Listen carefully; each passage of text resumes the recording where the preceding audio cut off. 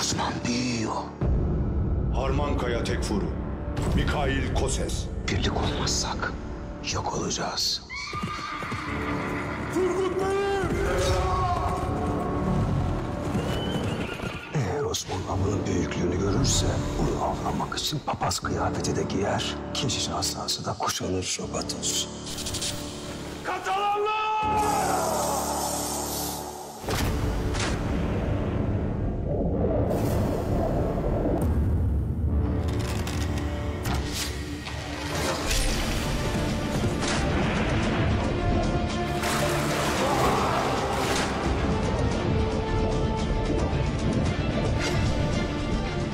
Kurtuluş, adalet sancağını açan Osman Bey'dedir.